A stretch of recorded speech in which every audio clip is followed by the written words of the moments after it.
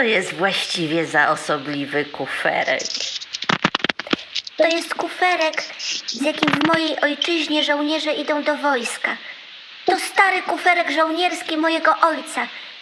Jest zresztą całkiem praktyczny, jeśli się go gdzieś nie zostawi przez zapomnienie.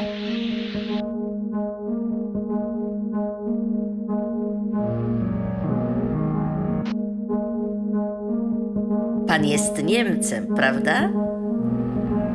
Tak, dopiero od niedawna jestem w Ameryce. Daleką drogę ma pan jeszcze przed sobą. Aż do Butterford. To jeszcze bardzo daleko. Jeszcze jeden dzień marszu. Nie dalej? O nie! W każdym razie myślę, że byłoby lepsze i bardziej dla pana odpowiednie, gdyby pan się gdzieś ustalił, zamiast tak się włóczyć po świecie. Nie wydaje się pan do tego stworzony? Pod tym wszystkim wuj tak, żeby się podpisał. Tereso! Słucham, pani starsza kucharko. Kiedy jutro będziesz szła mnie budzić, musisz przejść przez korytarz. Tutaj w środku śpi gość. Jest śmiertelnie zmęczony. Tak, pani starsza kucharko. Wstawajcie! Wy śpicie, a tymczasem byli tutaj złodzieje. A czy czegoś brakuje? Nie wiem, ale kuferek jest otwarty. To wielka nieostrożność kłaść się spać i zostawiać kuferek bez opieki. Na drugi raz nie powinien pan na tak długo odchodzić. Do hotelu jest stąd 10 kroków, a pan potrzebuje 3 godzin na drogę tam i z powrotem. Byliśmy głodni. Pomyśleliśmy, że ma pan w kuferku coś do jedzenia i tak długo łaskotaliśmy zamek, aż się otworzył. Zresztą nic tam nie było. I może pan wszystko spokojnie zapakować. Zjedliście już wszystko. Jeśli chcecie w hotelu? Jeśli chcecie jeszcze jeść, to się pośpieszcie. Zdaje mi się, że on ma kaprysy. Nie mam żadnych kaprysów. Ale czy jest w porządku, żeby pod moją nieobecność włamywać się do kuferka i wyrzucać moje rzeczy? Wiem, że między kolegami trzeba wiele rzeczy ścierpieć i byłem na to przygotowany, ale tego za wiele. Przenocuję w hotelu i nie pójdę do Butterford.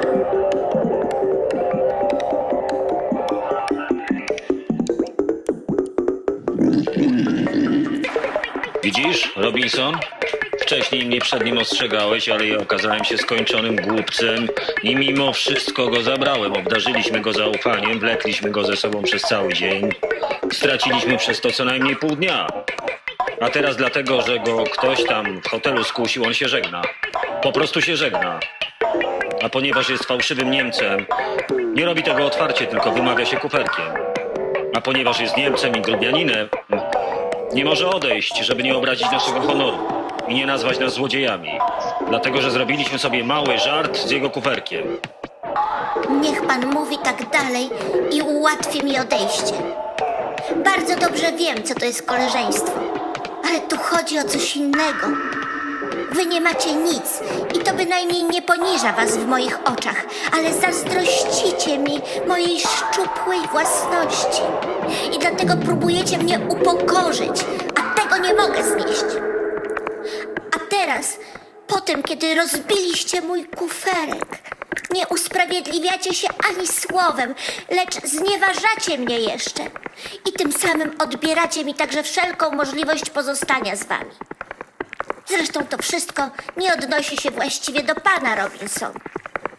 Pańskiemu charakterowi mam do zarzucenia tylko to, że jest pan zbyt zależny od Delamarsza. No to widzimy, jak się pan demaskuje.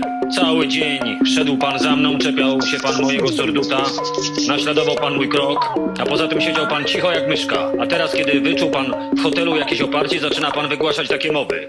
Jest pan małym, szczwanym lisem i wcale nie wiem, czy tak to spokojnie przyjmiemy. Czy nie zażądamy od pana zapłaty za to, co pan u nas w ciągu tego dnia podpatrzył.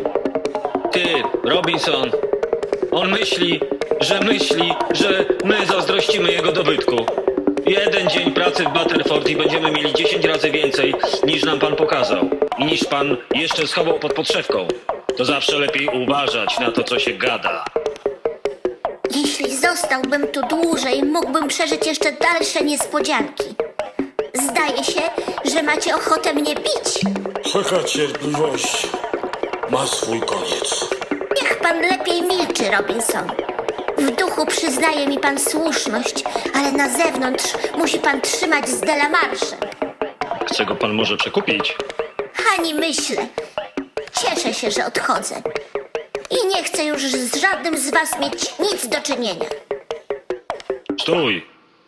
Jeśli pan jest tak bezwstydnie szczery, to niech pan posunie tę szczerość jeszcze dalej i przyzna się, dlaczego właściwie chce pan iść do hotelu. Szukam pana już od pół godziny. Przeszukałam skarpy po obu stronach szosy. Pani starsza kucharka kazała mi pana zapytać, czy pan się nie namyślił i czy może jednak chciałby pan nocować w hotelu. Także dwaj pozostali panowie byliby mile widziani, jeśli zechce ich pan ze sobą zabrać. Łóżka są już przygotowane. Noc jest dzisiaj ciepła, ale tutaj na zboczu jest niezupełnie bezpiecznie spać. Często spotyka się tu żmije. Żmije. Często spotyka się tu żmije. Jeśli pani starsza kucharka jest tak uprzejma, przyjmę jej zaproszenie. Więc proszę, niech pani zaczeka jeszcze chwilkę. Nie mogę znaleźć fotografii. Jakiej fotografii? Fotografii moich rodziców. Nie widzieliśmy żadnej fotografii. Nie było żadnej fotografii, panie Rosma. W kuferku nie było żadnej fotografii. Ależ to niemożliwe. Leżała na wierzchu, a teraz jej nie ma. Ach, gdybyście nie byli zrobili tego żartu z kuferkiem. Wszelka pomyłka jest wykluczona.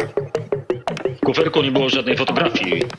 Była dla mnie ważniejsza od wszystkiego, co poza tym mam w kuferku. Jest nie do zastąpienia. Nie dostanę drugiej. To było jedyne zdjęcie moich rodziców, jakie posiadałem. Muszę znaleźć tę fotografię. Ten, kto mi dobrowolnie odda fotografię, otrzyma cały pełny kuferek. Moi koledzy chcą zatem widocznie, żeby im przeszukać kieszenie. Ale nawet i teraz jeszcze przyrzekam cały kuferek temu, w czyjej kieszeni fotografia się znajdzie. Nic więcej nie mogę zrobić. Nie. Muszę sam rozmówić się z tymi ludźmi.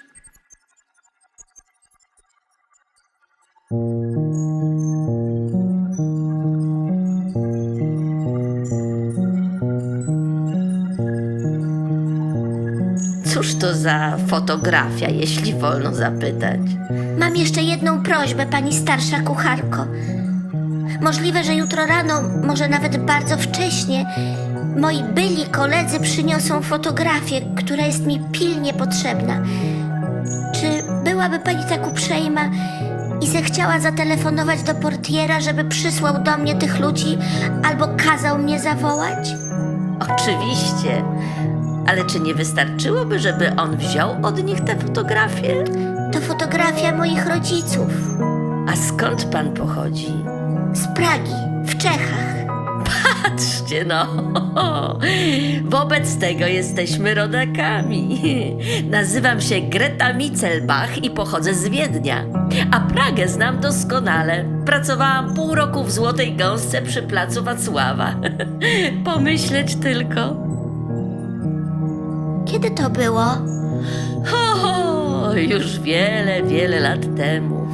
Właśnie wczoraj o tym rozmawiałam. Bo wczoraj były moje urodziny. Skończyłam 50 lat. Wobec tego życzę pani wiele szczęścia. Tego zawsze się potrzebuje. Z radości, że spotkałam rodaka, jestem zupełnie bezmyślna. Proszę za mną, zaprowadzę pana do pańskiego pokoju.